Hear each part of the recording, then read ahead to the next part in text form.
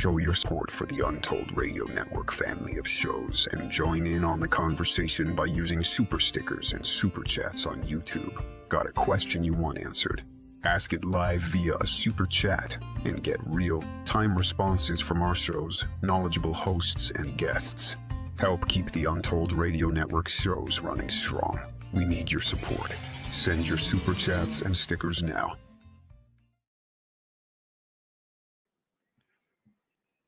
There are mixed emotions in the air tonight. I've had a wonderful run on Mysterious Library with Jason McLean, and we've become very good friends, and I've always appreciated everybody in the chats. But unfortunately, all good things must come to an end, as they say, and tonight you are going to witness Jason and I close the doors to the Mysterious Library. Before we do, though, we want to be able to bid au revoir to all our friends here who've been with us for the last year plus in the chat, and we're also going to look at what have been some of the main themes which have interwoven throughout our time at Mysterious Library? What are the things that have underpinned our ideas and perhaps even our beliefs? And do some of these maybe converge and perhaps even offer us some type of weird unified theory of the paranormal? Maybe, maybe not. But we'll find out tonight on the final Mysterious Library.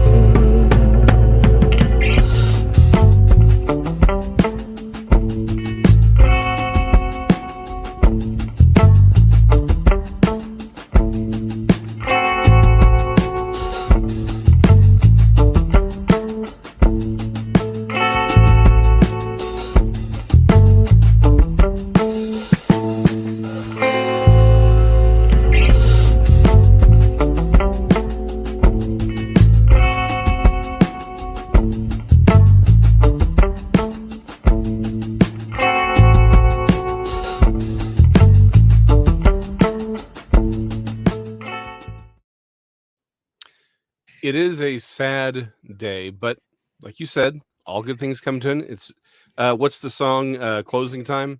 Every new beginning came from some other beginning's end. It's You know, just I was listening to that last night, thinking about the end of the show. What a great song!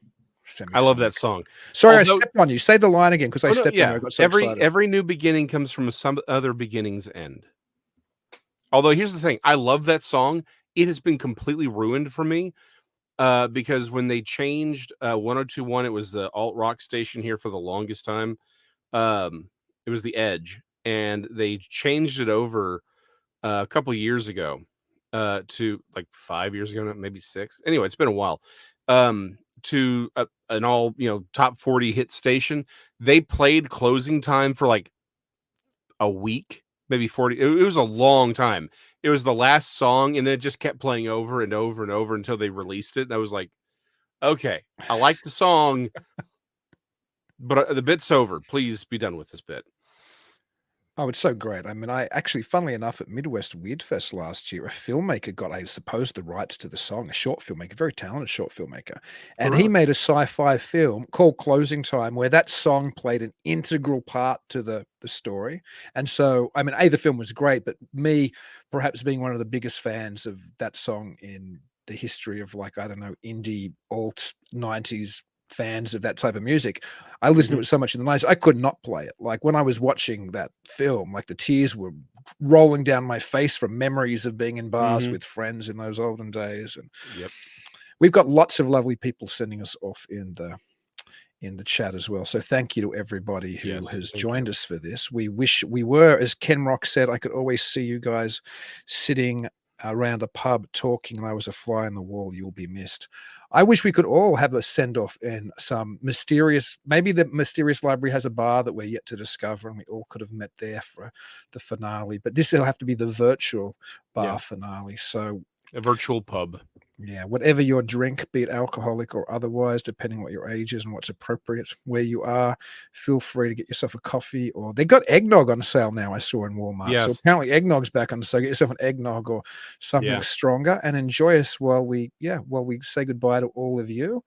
And I guess we're going to chat a little about what we kind of learned, what things we went over, what ideas underpinned so many of our discussions and so many of the ways we approached the ideas that we were talking about and the books and the films we were talking about. Yeah, no, I'm looking forward to it because I think there's been a lot that we've discussed, and I think there's some things we've changed positions on, some things we haven't, some things we've actually just become like it. We held the position, but it actually got more profoundly deep. I think as far as being attached to it. I think the easy one for me to start off with, as far as one that where I started here, now I'm way down here on that, is the whole government UFO connectivity. Because if you'd asked me when we started this thing over a year ago, what percentage, like I would never say I could know what percentage UFO was government, testing things and what, but I would have said, you got to take those out of the way and then look at whatever the real things are. And there was probably some real stuff being leaked out every once in a while, but by and large, a lot of that was probably disinformation. At this point, I think probably it's all disinformation, and that essentially it's been all the way back. That this has always been part of the plan. That there is real stuff out there, but it's probably a much smaller piece of this pie than we realize, and a lot more of this has been manipulated than we realize. Yeah, I think we certainly touched on that a number of times. I'm still, ironically, I don't think I've gone further towards that position. As I think I was even talking about, because I was rewatching some of them today when we did the John Keel Subculture of Flying Saucers article, which is fantastic. People who haven't read that should find it. You can find it online. It was in the Journal of Popular Culture in 1975. And one of the points you made is how kind of oblivious Keel seemed to be to the level of disinformation that had been. And of course, this is before, as we said in the show, Benowitz and everything else. But I still think in the early days, while there was an avid interest in the sources by most people in government, or more to the point, there was an interest in how the American public were responding to the sources, so that needed to be managed one way or the other. I still believe that a lot of it is, certainly early on, was mythology developing anyway, sometimes based on maybe real phenomenological occurrences, maybe sometimes just based on mass hysteria, maybe sometimes based on misidentification of US aircraft.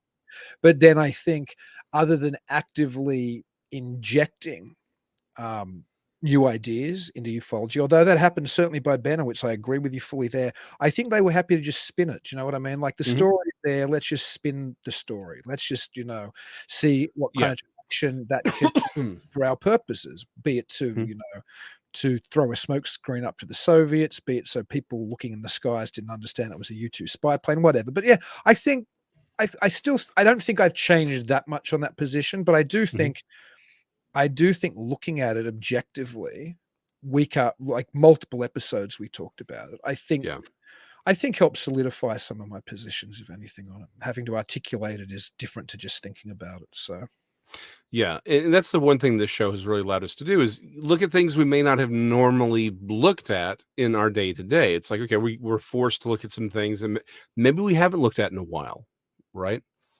But and then in doing so, it's like it's amazing how often we would see these overlapping ideas and concepts and traditions. Honestly, out of the left-hand field, the idea of the giant skeletons, right, being found in the earth and the connection to Fae lore, I never would have made that connection before. until we had done this show. And it's amazing how when you stop and you take that look, you're like, we keep seeing these same patterns over and over and over again. And that's telling us something. Again, I'm the guy who's famous for saying, actually, I'm famous because I'm just drop dead gorgeous. But the other thing I'm famous for is saying, That's true. True. folklore is not phenomena. Well, if folklore is not phenomena, but we should take, again, we should take the folklore seriously, at least as far as them, those are groups of people trying to explore a phenomenon. Then we need to look at the overlapping patterns. And when you're sort of forced to look at all this material, you start seeing a lot of those patterns happen real fast. And you're like, that can't be a coincidence. How, again, deep underground alien bases but chambers with giant skeletons and artifacts that can never be found again. That's all Fae lore. It's all been here. We've all seen this stuff before, and it's just over here it's called this, but over here it's called this. And how much of our modern interpretations of these things is simply us dressing up these very old phenomena with modern trappings to make us feel better about them, or perhaps it's us renegotiating with this phenomena. Agreed. And also, of course, the whole underground reality thing came up a lot during the show. You're right. It came up with the fairy faith. It came up with military underground bases. It came up with giants being discovered under the earth. Of course, it came up with the Shaver mystery. I forgot how often we talked about it even before I was doing the documentary when I watched today. Yeah. We were talking about the Shaver mystery in episode 1. And I think episode 1, where we were talking about Eric von Daniken's book and what had led to that, in some way set the tone for much of the show that continued. To me, the most important, I think, point that was made consistently throughout the show has nothing so much to do with belief or reality. It had to do with the fact that so much of what we believe, whatever that may be, but whether it's UFOs or ancient astronaut theory or fairy faith or the Shaver mystery or whatever it is, hacking the simulation, the Matrix.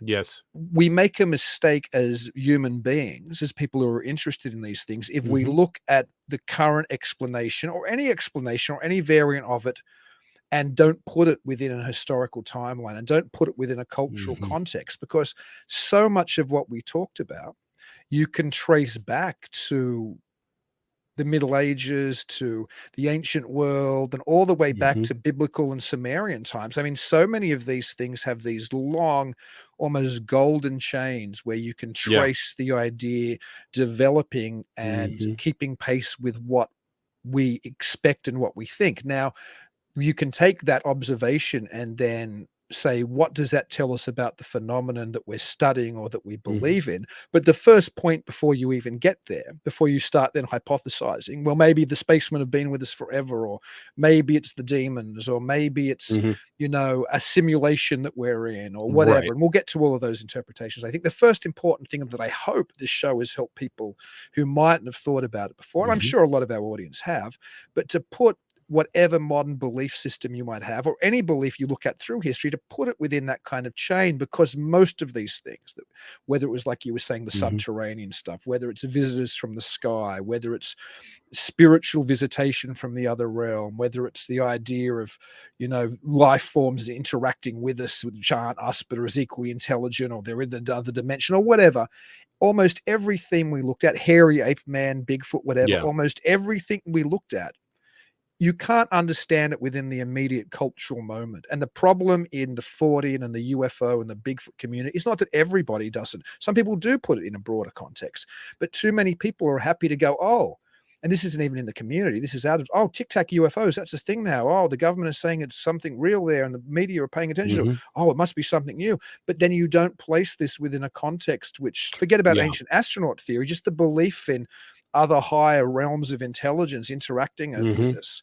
It goes back so far that then it makes you reassess the popular idea that it has to be, for example, in this case, extraterrestrial, or at least makes you think there were other interpretations beforehand. And I hope that if we've done anything, I hope that maybe there's been some people who've been watching the show who didn't approach any of the various, anomalous or Fortean phenomena out there, who then go back and go, oh, that's interesting. Yeah, this thing has a bigger history than I thought.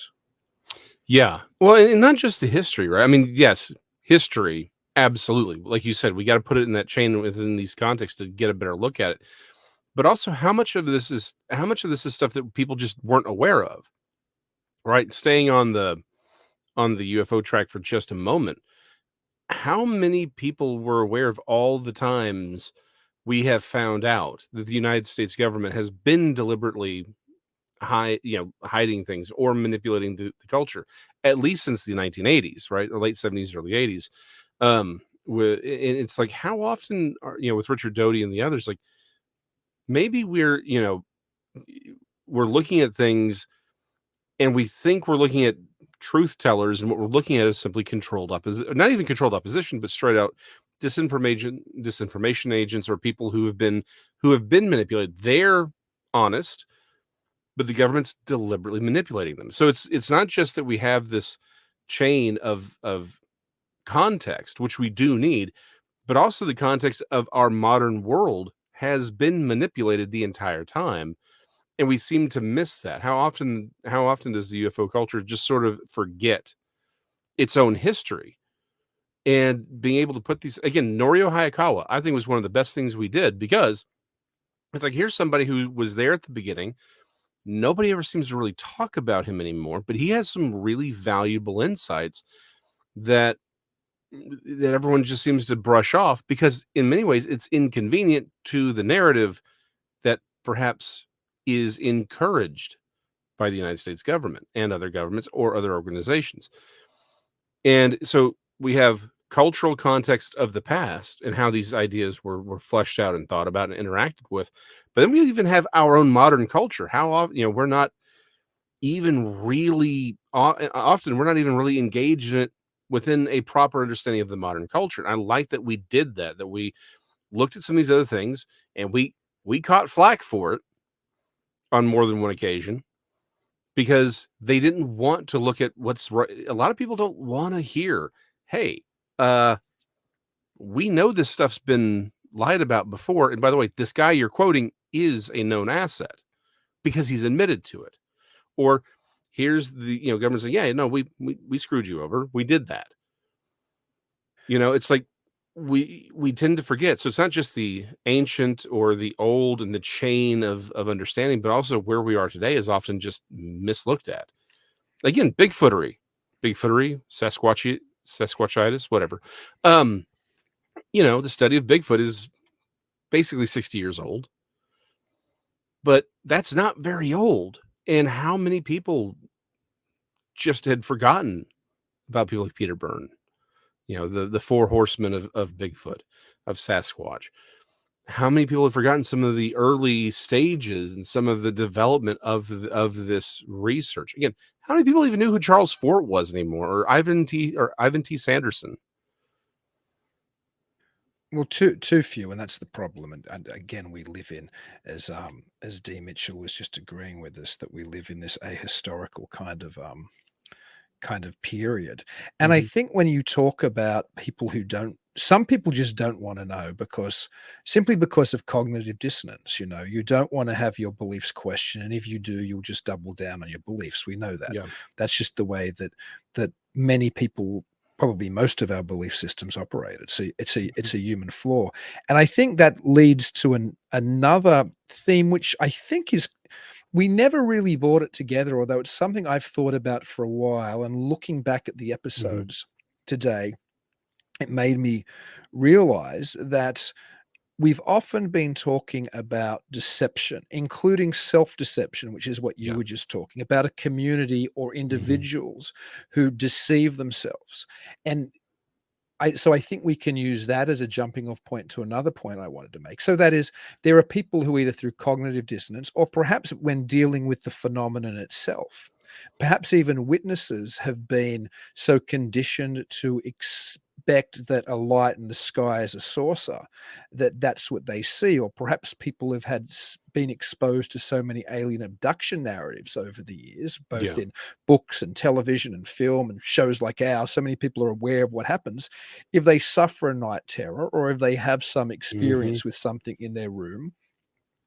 their mind is going to fill in the blanks with what is the cultural expectation of the time. And certainly we talked about this when we were talking about Eddie Lenihan's Yes. book on fairies, because we were comparing, the expectations culturally at that time period to the expectations Mhm. today. So if you were in Ireland even 100 years ago and you had a strange encounter with, a non-human humanoid being, you assumed it was a fairy. Today, the standard cultural context for that would probably be an extraterrestrial, because that's been the top of the pop Mhm. culture chain, all the way from Yeah. the more space operatic things like Star Wars and Star Trek, all the way down to more accurate depictions of what the phenomenon is meant to look like Close Encounters or Communion. So we're so loaded with the idea that non-human but humanoid intelligences are Mhm. extraterrestrial. That's our go-to today. And Yeah. but then that leads into the more, I'm fairly comfortable with that first interpretation. But then other issues we've touched on is perhaps the phenomenon itself is deceitful. Perhaps the phenomenon presents itself to us either to disguise its Mhm. real nature because it doesn't think we're ready, or it doesn't want us to know what it is, and it either feeds off what we expect it to be, or it's chameleonic. It just feeds on what we expect, and literally itself transforms. But whatever the case, I think, while we've never done an episode on that type of level of deception, we've talked about it again and again. Government deception, people, Yes. being culturally bound, people having Mhm. cognitive dissonance. Yeah. The phenomenon itself may be, adapting to what it wants us to see, which somehow fits closer to our cultural Mhm. expectations. So one of those underpinning themes, although we've never come out and said deception has been there again and again and again, that we can't Yeah. trust what we first expect the phenomenon to be. What the Yeah. go-to explanation of the phenomenon in popular circles actually is, might be totally wrong. And there's a lot of good reasons for thinking that it might be totally wrong. Yeah. No, you're right. That's something that's popped up as a theme a lot. And it's like you said, I like the idea of self-deception, right? And I think about this I've thought about this a lot recently. How often in the cryptid world, or really any of the paranormal or Forteana, right? You hear someone, the researcher will often ask the experiencer, the eyewitness, what do you think X was there for, or what do you think it was happening, or what do you think it was doing? And I've always had this, how are they supposed to know? Unless the thing's sitting there doing something pretty obvious, like I've got some, or that, well, it's drinking water. Like, well, what? Well, it was clearly there drinking water, right?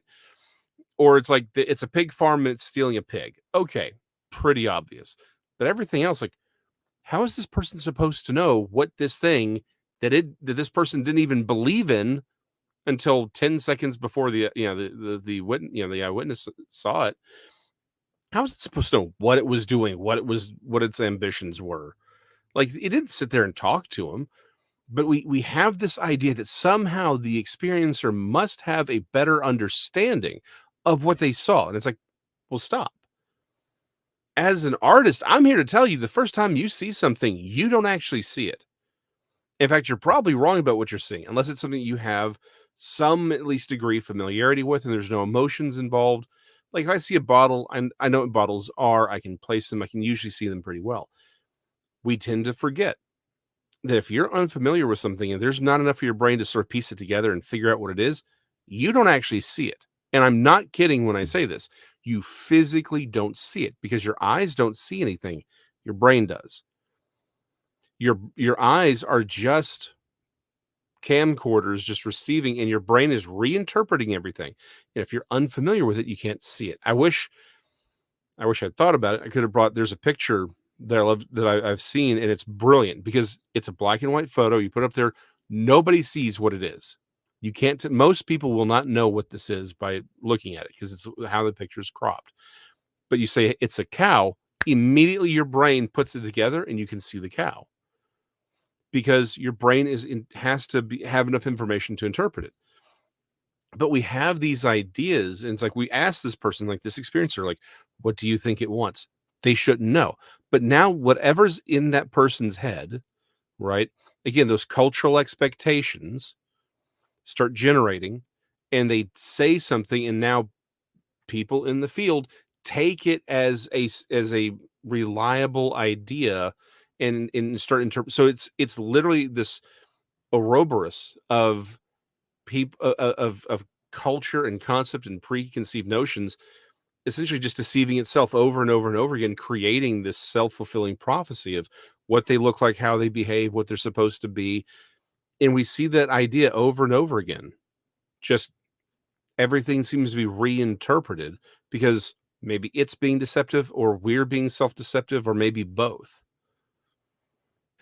Yeah, I think that then we have to think if paranormal or anomalous phenomena presents itself almost like a Rorschach test to us, which lets us Yes.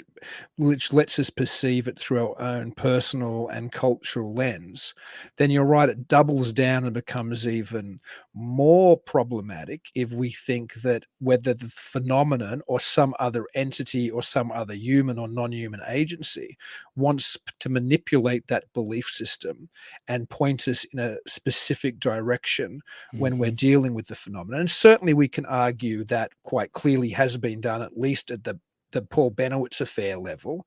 Oh, We yeah. can argue that maybe it's been done at a deeper level. Of course, that was one of the big points that Jacques Vallée started making in the 1970s, that he suspected that UFO, the phenomenon, was acting as some type of control system and was being able to be used and manipulated, perhaps to change ways we thought and behaved on a far more significant level than just our approach to the UFO Yeah. phenomenon itself. We have a question here from Horace, which I think is our first question. And it says, and of course, Horace Smith is a good friend of the show, and he's been on Talking Weird a number of times. I think he even might have been on Mysterious Library. Did we have him on Mysterious Library once? I can't remember. I don't Maybe think you just, no, I had maybe him you on. just I had him on hosted. Questions Everything. Right. You had him on, and maybe you did an episode with me when we had him on Talking Weird or Yeah. something. I have a vague feeling we both talked to him. Anyway, he's Professor Emeritus of Astronomy and Physics from Michigan State University. And he asked, Dean and Jason, you seem to have some similar approaches to many issues, but were there topics where you found your opinions became increasingly different as the episodes progressed? I think, I don't know if they became increasingly different, but I know we never came to, which is the point I wanted to make, so Horace has let me feed into it.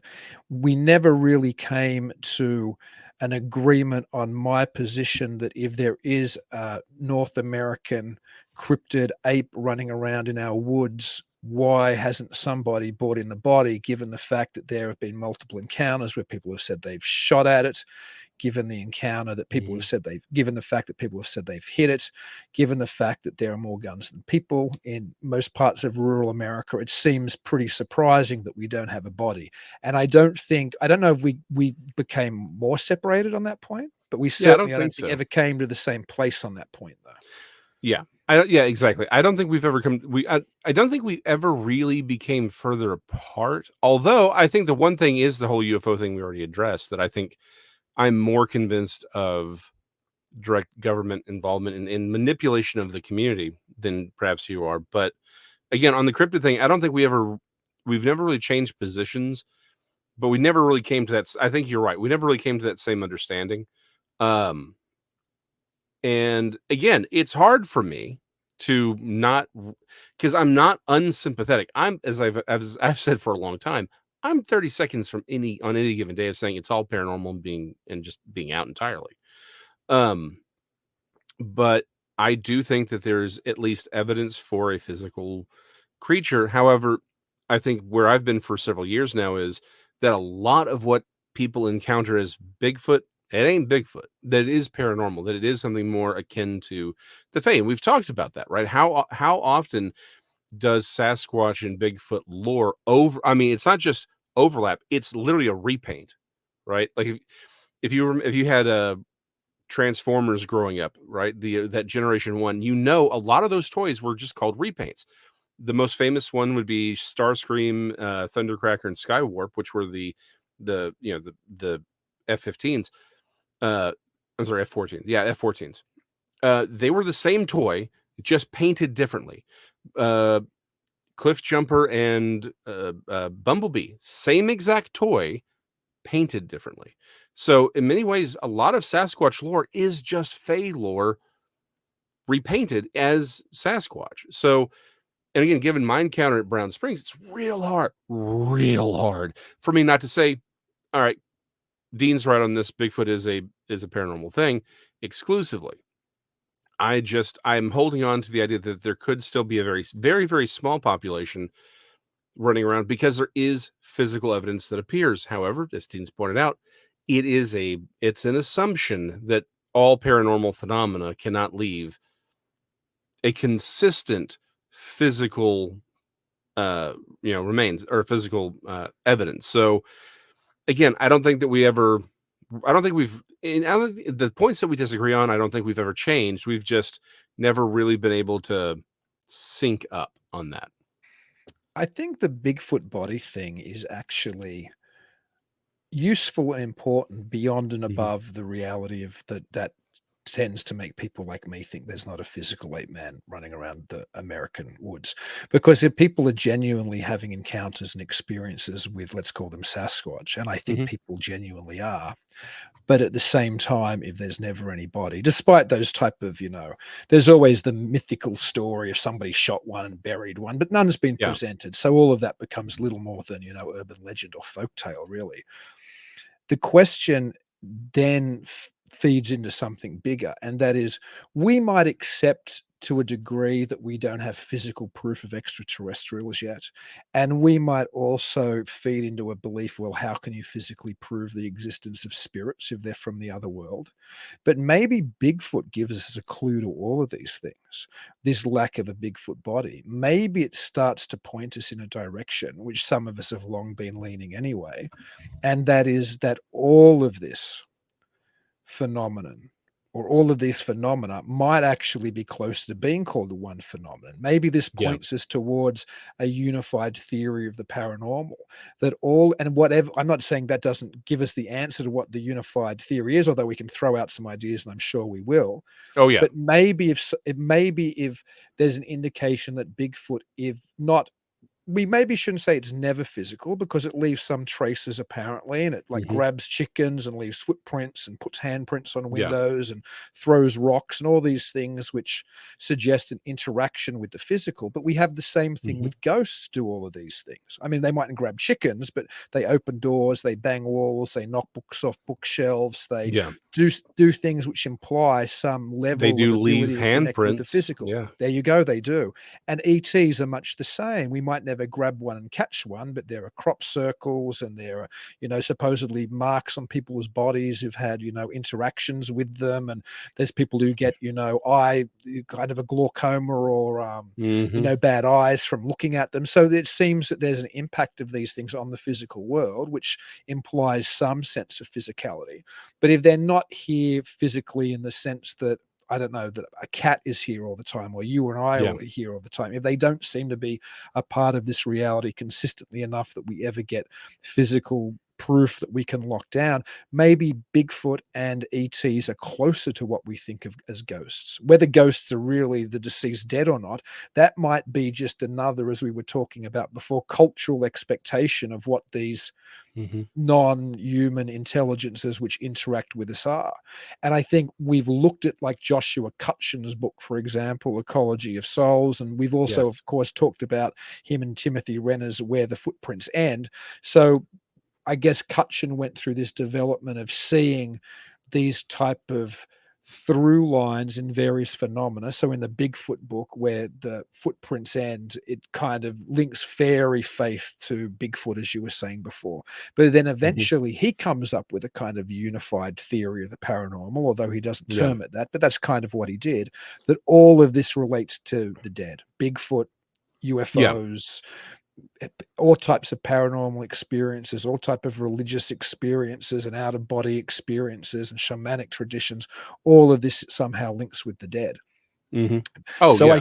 I think as soon as we recognize there's a commonality between these phenomena, whether Cutchin's ultimate thesis is right or not, it lets us start to go in that direction. It lets us start to think maybe there is one theory which is better at explaining this Mm-hmm. when we look at all of the phenomena rather than when we just look at one aspect. Like if we're just looking at UFOs all the time, maybe we're missing something Right. significant because there Yes. should be that we might be able to say, well, we can't shoot down a UFO because it's got who knows what special cloaking device or is Yeah. bulletproof or whatever. But if we It's go, got well, shields. why can't we shoot a Bigfoot? You know, so maybe when we start to look at more than just one field and we start to look at Yeah. multiple fields and see the commonalities, maybe that can direct us in some way to at least if Mm-hmm. not come to a solution, it's at least start to suggest some models which better explain what seems to intrude upon our reality all the time.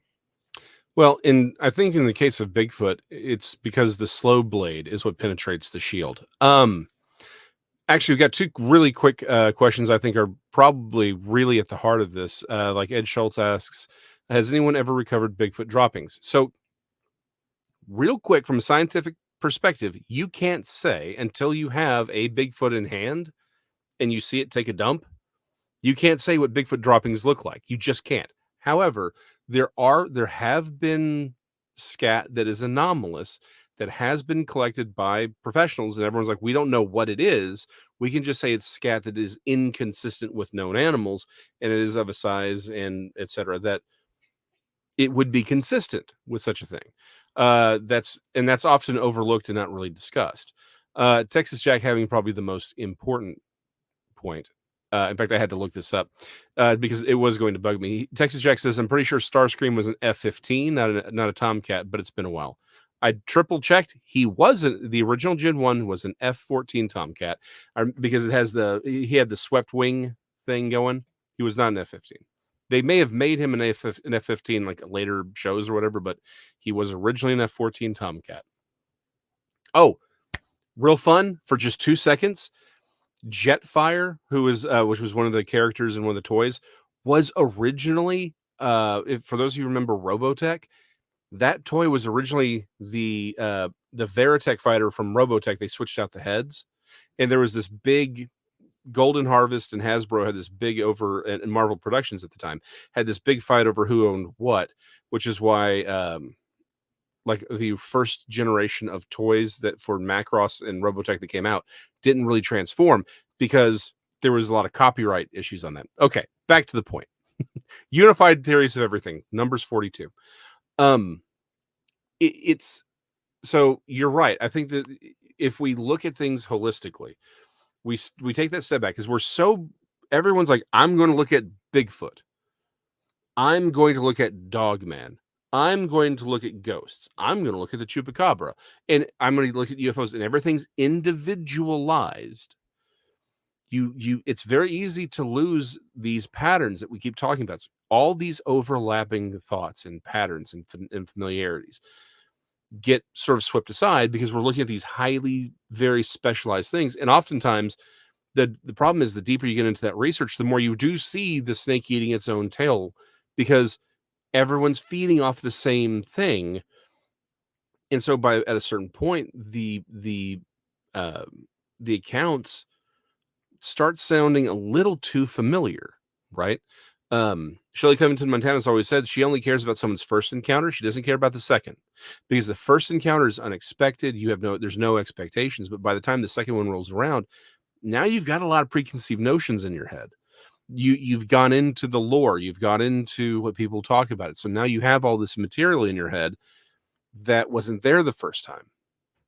And I think it's a very valid point. Also, Chester Moore, really good guy. He's sold on the idea that Bigfoot is purely a paranormal phenomena, right? And his argument is essentially it's even further than that. It's not even just, well, where's the body?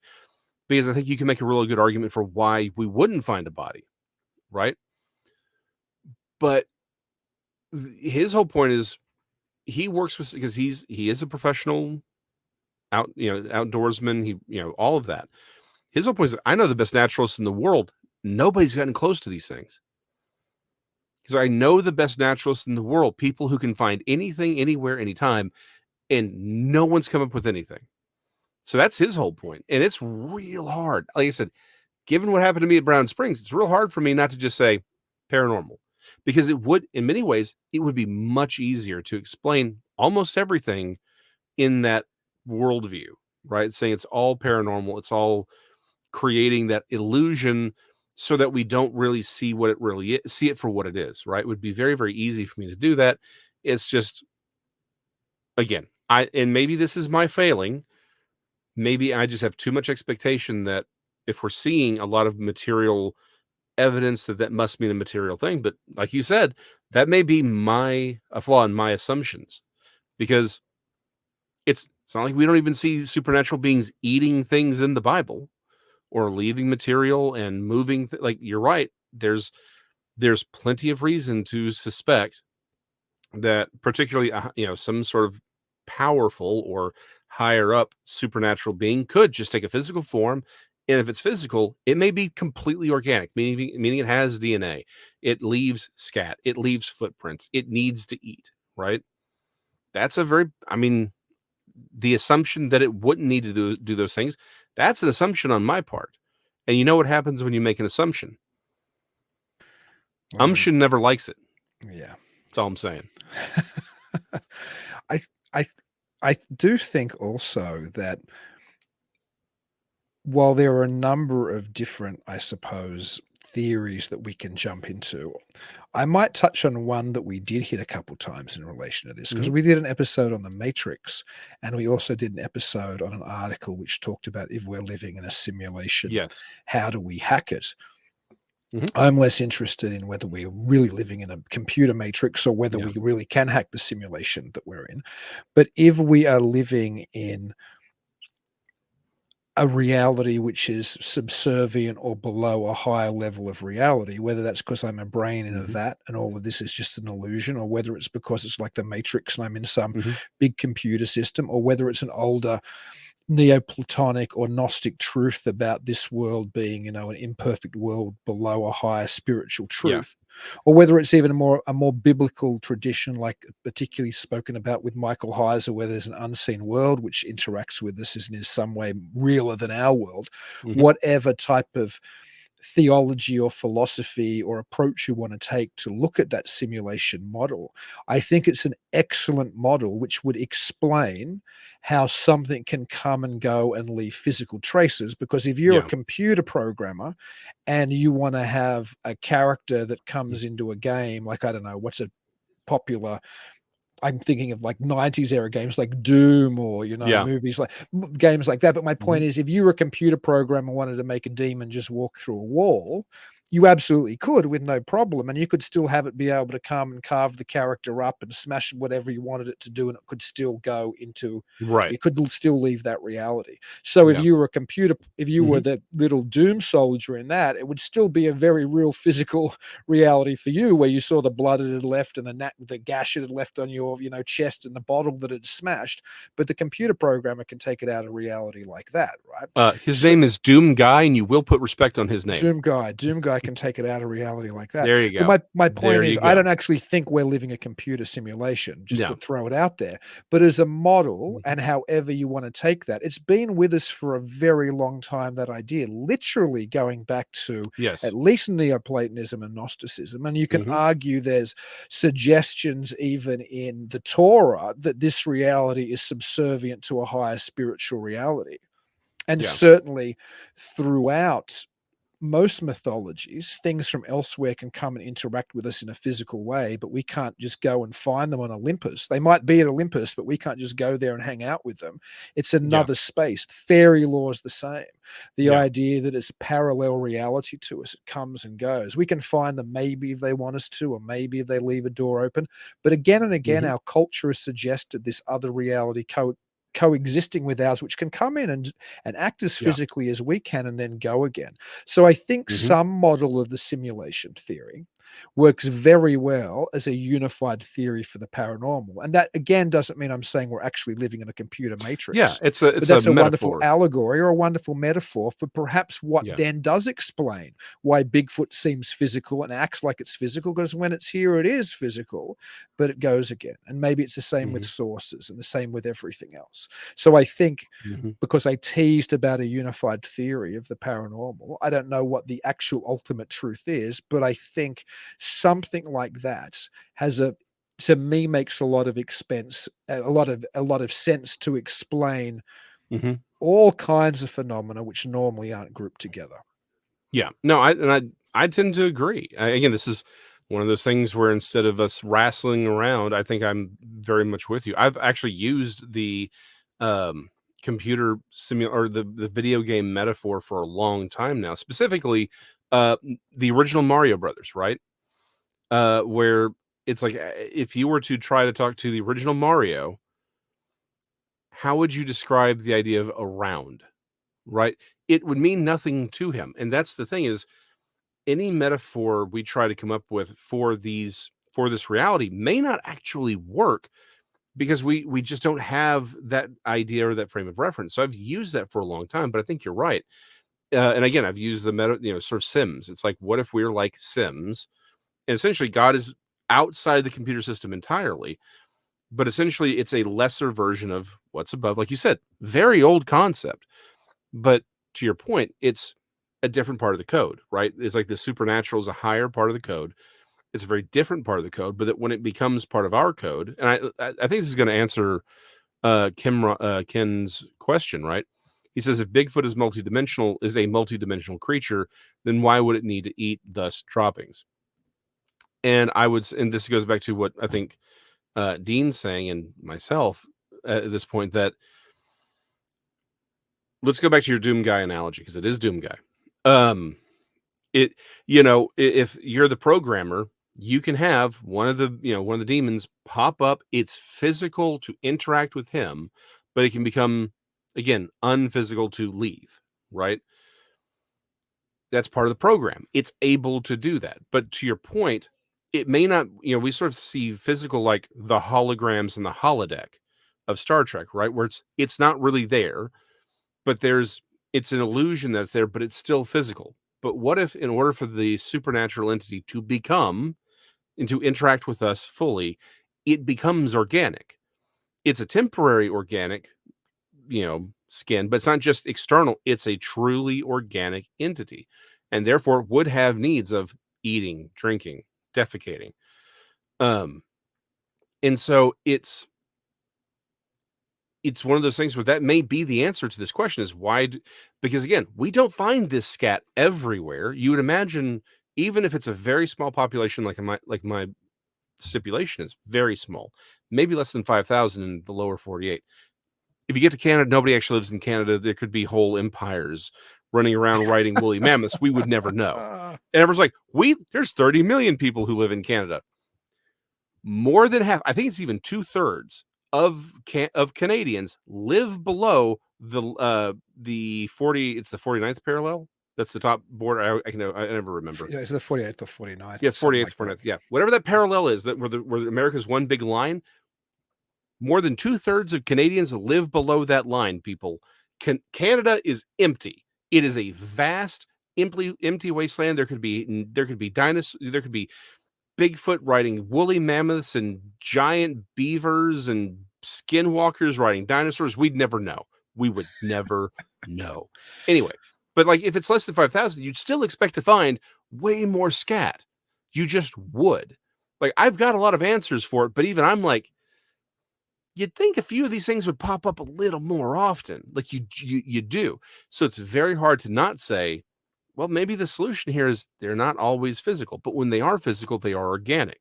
If they're organic, they do need to eat, they do need to defecate, they do need to do these things because they're operating in a fleshy body, an organic body. But then that organic body transforms or transmutates into energy and they go back to wherever they came from. If indeed that's the answer. We can't say that is the answer, but again, because my unified theory is there are physical creatures running around that are just leftovers from times they're supposedly, they went extinct hundreds of thousands or millions of years ago. This would include dinosaurs and the pterosaur I saw, etc. I just think they're relics from the flood that survived. They're not supposed to be here, which is why they look strange to us. But at the same time, there's that higher supernatural existence, and it's a whole ecology of, to rip off Cutchins here, it's a whole ecosystem of supernatural entities of differing powers, authorities, abilities, and intentions, and a wide spectrum of intentions, going about doing their things, and sometimes interact with us for the good, sometimes they interact with us for the bad, sometimes it's just to play around, or maybe it's just them doing their job. And I think all of that makes certainly sense as a believable theory, or a workable theory. I also think the simulation model can play in ways where, because the reality is subservient anyway, how much can you even trust the reality? Do you know what I mean? Like this concern of finding droppings or not finding droppings is because perhaps we're living in this physical reality. Well, if this physical reality is just a dream and you're a brain in a vat, you yourself are experiencing all of these things and none of them are real.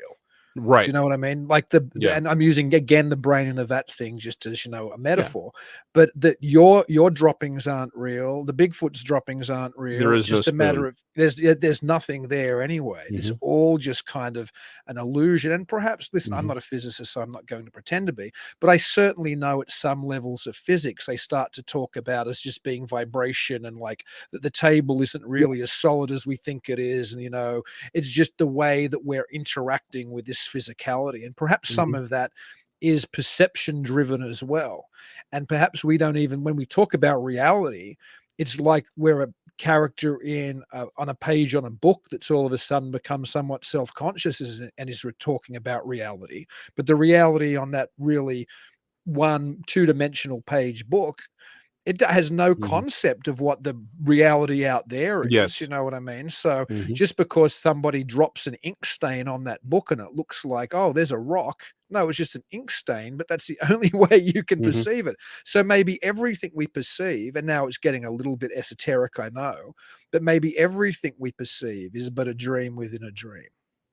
Like it's so when you start to think of this simulation model, and again, that doesn't have to mean it doesn't have to mean a technological simulation, but when you start to think of this being a simulation model, how real is anything here?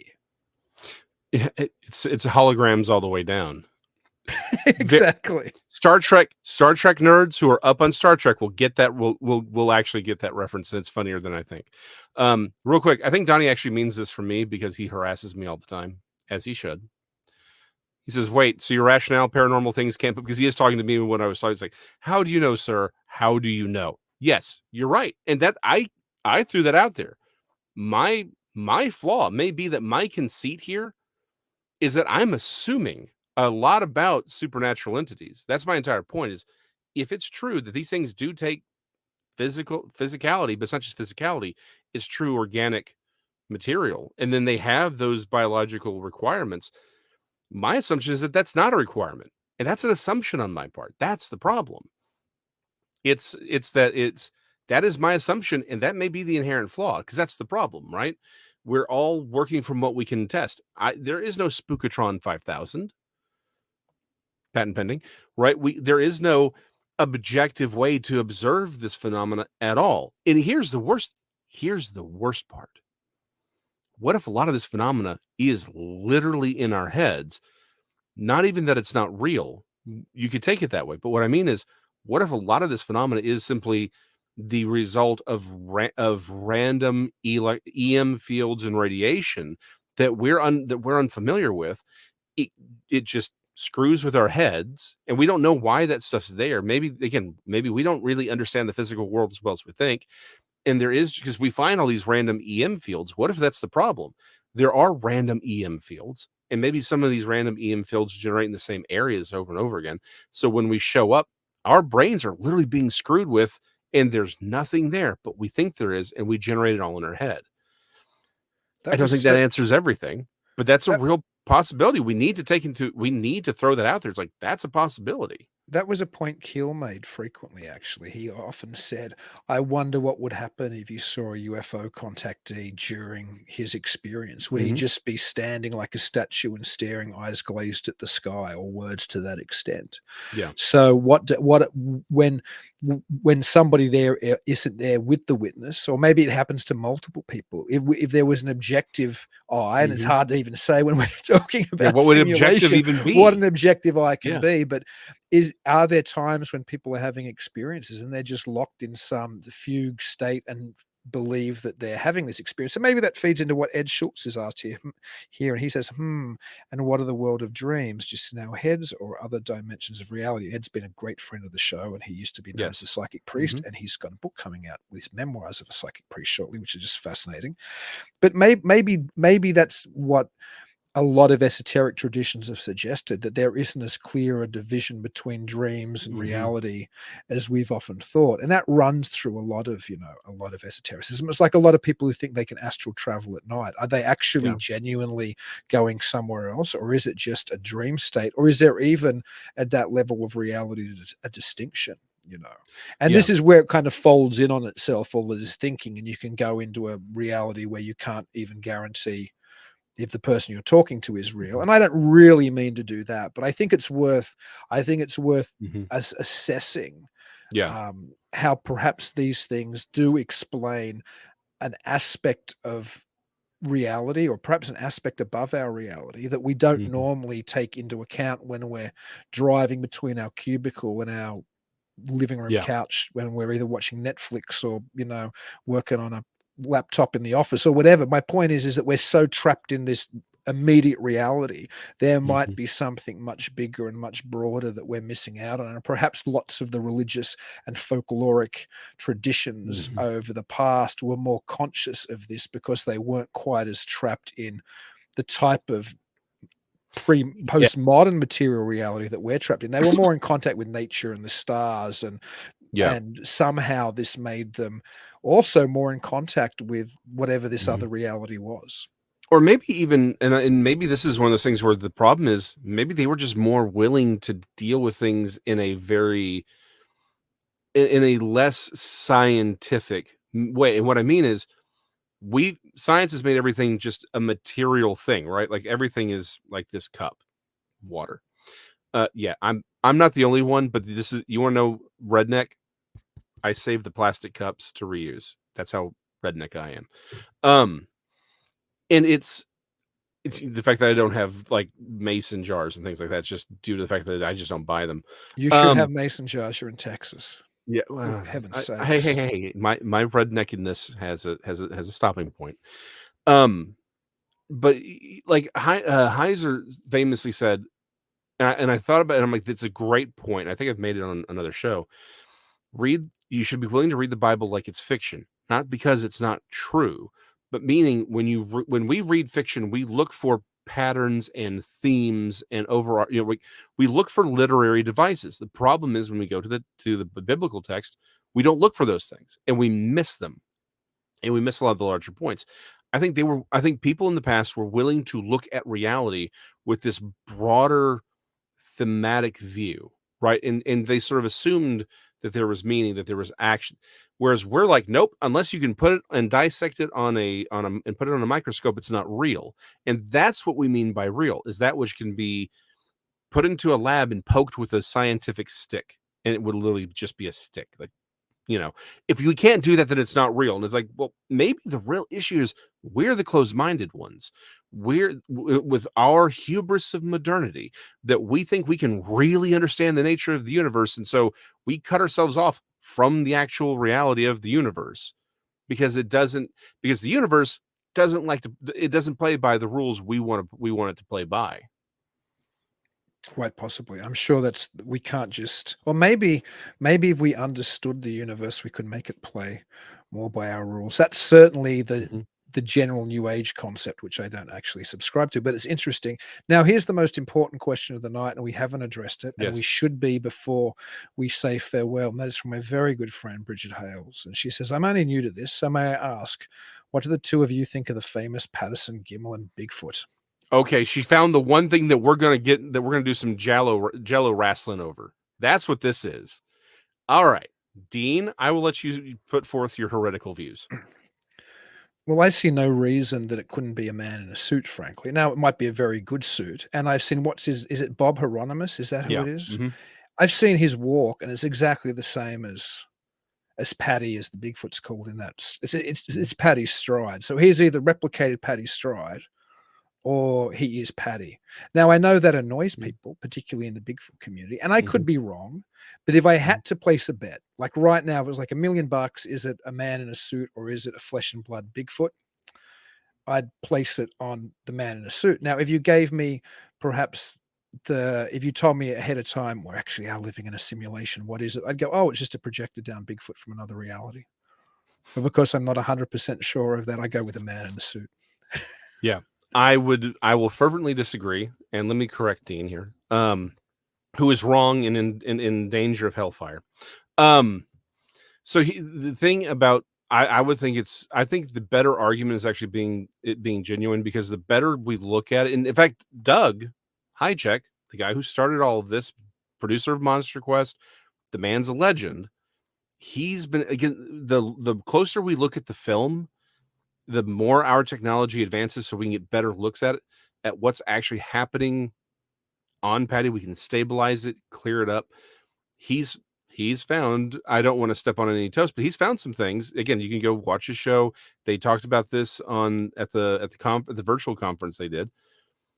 Things that, again, appear that it's more organic than others. The problem with Bob Hieronymus, like you said, but he had 40 years to develop the walk. And the walk is similar. The problem is people have broken it down, like what the leg's actually doing. And these are professionals. This isn't just some actual, they've looked at it and they said the leg is behaving in a way that is unfamiliar for a human walk, right? So I think the preponderance of evidence leads me to think that it's probably real. I can never rule out that it wasn't. I mean, I know people who know Bob Gimlin. They're friends with him. Like, so again, my thought is it's real, but I wasn't there, so I can never say 100% certainty on that. I just say the preponderance of evidence is that it's a legitimate video. So that's my position, Yeah, which is the orthodox and correct position, by the way. I wouldn't die on the hill, but I mean, I think Occam's razor suggests it's a man in a suit, so we'll just perhaps leave it there. And with that said, we're coming up to the end of the hour. In fact, we've just got past it. Yep. Real quick, Horace asked about whether or not the gnomes are going to be selling the bookshelves. The bookshelves are built in, so when we close the door and the library folds in on itself to go into the dimension from which it came, the bookshelves go with it, unfortunately. It's very much like Brigadoon. It's going to be gone for another X amount of time, and perhaps will pop up in the future with perhaps sort of like other Shangri-La. librarians. Yeah, Yeah, it really is. Yep. It'll just, like I said, it'll just fold up into its own parallel universe, and they'll hang it over there. I did get the all of the gnomes, because I know y'all were worried about the elves and the gnomes and even the trolls. I was able to get everyone jobs with Santa. Now, I didn't realize Santa has contracts with a lot of people other than just like Christmas toy stuff. Apparently, he's got a thing with Raytheon. The orcs are going to be great for that. So, wow. Where are the Darrow going? You know, where the Darrow okay, going? well, the Darrow already have, like, this was always their side job. They were doing it for access to the movie theater, so they're fine. The Darrow were fine. Well, that's good. We won't want anything bad to happen to the Darrow. I have to say that so they don't hit me with the mind needling rays after we close this thing down. Yeah, no, we're good on that. You don't want an enemy of the Darrow following you around, blasting you with rays from the caverns. That's the last thing anybody wants. It's true. It is true. I'd like to say again, Jason, it was just an absolute pleasure to do this show with you. I think I have a very strong friendship with you now, so I'm grateful for that, incredibly grateful for that. I'm also grateful for everybody who's joined us on this journey, all the regular people in chat, and perhaps there are many of you who haven't ever commented because you mightn't watch it live, and I'm grateful for everybody who's listened and watched, and I'm grateful to Doug Hijack for giving us this opportunity. And I'm not leaving the Untold Radio Network. And if you No. like watching a show at 9 p.m. Tuesday Central live, my show Talking Weird, which is usually on Saturday nights at 10 p.m., is moving with this time slot as of next week. And I shouldn't say this, but maybe the guest is on screen with me right now. So Mysterious Library fans can still get it. You and Tex are terrible at teases. Both of you are terrible at teases. So yes, okay, so for his first official Talking Weird on Tuesday nights, I'll be his first guest, but normally it'll be live. However, because it's Halloween and he's got a family he wants to be with, we'll be doing the recording it'll be a recorded episode. We'll have to trick or treat with my daughter. Yes. And then then carve pumpkins, because we carve when we come home. Usually we do the trick or treating, then we carve. Nice. Yeah, it is a nice tradition. Yeah, that's very nice. So there you go. So yeah, he's got to be with his family, instead of here with you where he should be. Very disappointed in you, Dean. Very disappointed. But what can we do? So yeah. And again, let me say, before I say thank you to everyone, I just want to say I'm not really going anywhere. I'm just sort of stepping away from being a creator of but I'll still be a guest. And sometimes if Dean's having some technical issues, you may still see me hop in every once in a while to help out. I'm going to be around, guys. Trust me, I will be around, but I do need to, pursue art and go back to writing books and comics and all that. So again, not really going anywhere, but I do want to say thank you to the audience. Y'all are wonderful. Love every single one of y'all. I mean, not Donnie, but everyone else I do. And I do want to say thank you to Doug. This has been Doug and Alex. This has been a great adventure. I'm more than honored to be here. And to be doing this. It's just I am taking that sort of next step in my path. But this has been one of the great joys. And if I have been fighting this for a long time because I love doing this show, and I love, I'm not like Dean. We're still gonna, we're not parting ways. He can't get rid of me. I love working with Dean. It's like Tuesday, I get to hang out with Dean, right? And a bunch of really cool people in the chat. This has been a highlight for the last year. Like I said, I'm just moving on. I've got to take these next steps. And it is sad that I won't necessarily have that same regularity and camaraderie on a Tuesday night with y'all, Dean and you. And I thank y'all. I really do, for putting up with us and the insanity that is this show, and the insanity that is us. But I get it. You got two sexy dudes here. I know why we all know why you're really here, but I appreciate y'all putting up with us talking about this stuff. But again, just thank you to Dean for thinking of me when he and Doug were talking about this show and what to do. He's like, they both were immediately thinking me. After they had already gotten rid of everyone else, they're like, well, we can't do him. He costs too much. He's not sexy enough. Right. Once they had gone through the first 50 or so potentialities, they're like, Jason McLean. And I appreciate you putting me on that list. I really do. Well, the reason that the show is ending is I didn't want to continue it with anybody else. So that says an awful lot about how highly I think of you, Jason. So again, it was a great joy. I'm glad I can call you my friend, and I hope everybody else joins us next week, where you get to see both of our faces again for the first time. Talking Weird is airing on a Tuesday night. Yeah, it's a weird life we live when you think about it. It's like, so hold on, it's over, but it's not really over. It ain't over till it's over. It ain't over till it's over. On that note, again, from me, for myself, from Dean, the gnomes, the goblins, the trolls, and the Darrow, and even some of the other critters hanging around the mysterious library. We'll catch you behind the card catalog. Good night, everybody.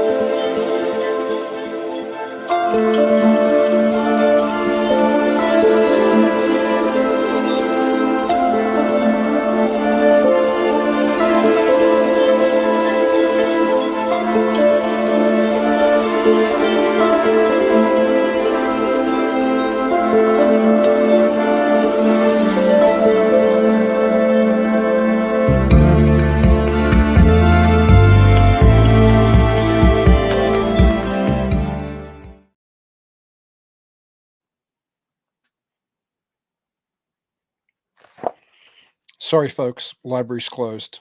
Goblin out front should have told you.